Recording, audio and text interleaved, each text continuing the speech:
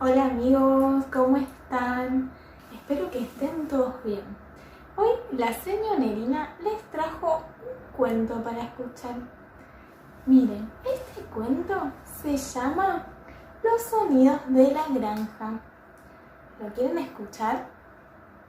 Pero antes vamos a cantar una canción. A ver si se la acuerdan.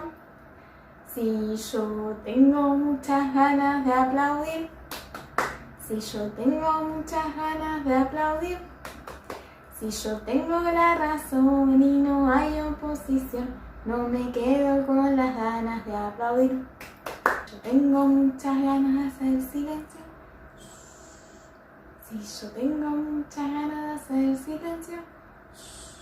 Si yo tengo la razón y no hay oposición, no me quedo con las ganas de hacer silencio. Parece que el sol espía y después se va asomando. ¡Qué barullo en el gallinero! El gallito está cantando. ¡Kikiriki! Hay olor a pasto fresco, a aire limpio y ligero. Está la vaca en el establo.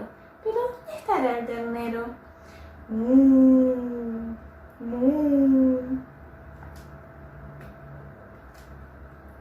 Muy feliz en el corral se pasea el caballito, porque vio en la carretilla pasto fresco y atadito. ¡Ii! Esta cabrita golosa busca algo con sabor.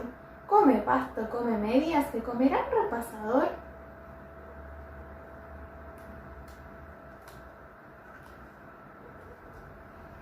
¡Wup! ¡Wup! Reclamó el perro. Un hueso para comer. Es que el sol está bajando y es su hora de comer. Otro día ya pasó y el trabajo terminó.